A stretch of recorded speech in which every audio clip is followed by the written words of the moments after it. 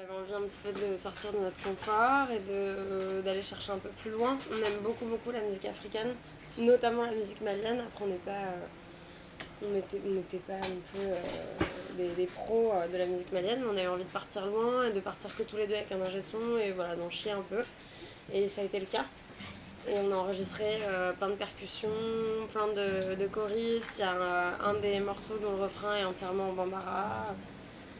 Voilà, c'est un peu un tournant musical aussi en termes de production pour nous, parce qu'on a travaillé avec Dave Okoumou, qui est londonien et qui a fait le dernier Jessie Ware. C'est vrai qu'on voulait un peu se mettre en danger et se retrouver un peu face à nous-mêmes aussi pour écrire des choses. Et c'est vrai que sur cette période de 40 à 50 jours, c'était hyper intéressant de rencontrer des musiciens, mais aussi de se rencontrer nous-mêmes, je pense. Et après, on a continué évidemment en France, on n'a pas tout fait là-bas.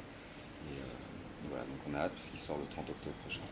On n'avait jamais été en Afrique noire, donc même si on s'imagine que c'est différent de ce qu'on connaît et que c'est des pays qui sont en difficulté, à moins de le vivre vraiment dans un quotidien, c'est pas quelque chose auquel on est préparé, je pense, de voir la misère dans laquelle les gens vivent et de voir la différence qu'il peut y avoir entre l'Occident et le reste du monde. Mais même si on le sait et que c'est très tiède comme débat, c'est toujours un peu plus difficile quand on le voit, quoi.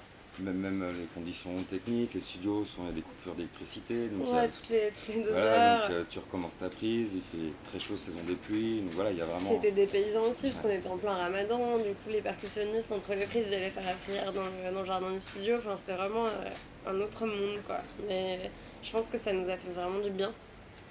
Je sais que l'album qui va sortir, j'en suis vraiment fière, et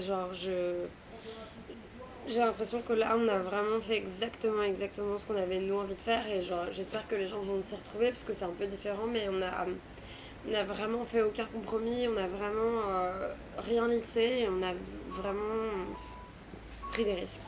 Quand nous on est parti pour enregistrer notre 3e album, il y a ce remix qui est sorti, un peu malgré nous, même complètement, et du coup, pendant que nous on était au Mali en train d'essayer d'écrire un album, il se passait plein de choses en Europe, et quand on est rentré, on a dû, pendant qu'on finissait l'album, on était très contents, on est parti on tournait aux États-Unis, en Scandinavie, et du coup, ça a mis le temps qu'il fallait, mais un album, ça prend du temps. Ouais, ça se fait pas.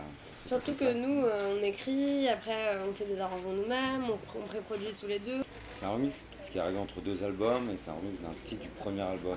Finalement, par chance, c'est pas un premier single que tu sors qui s'est remixé, qui mange la musique. Nous, ce qui était intéressant pour nous, c'est que ça nous a ouvert des portes à l'international. Et voilà, donc ça nous a fait connaître aussi peut-être auprès de certains grands médias, mais l'effet pervers, c'est aussi de voilà, nous on fait pas ça, il faut aussi voilà, écouter ce qu'on fait vraiment. C'est très différent de notre musique à nous, et ça a eu une...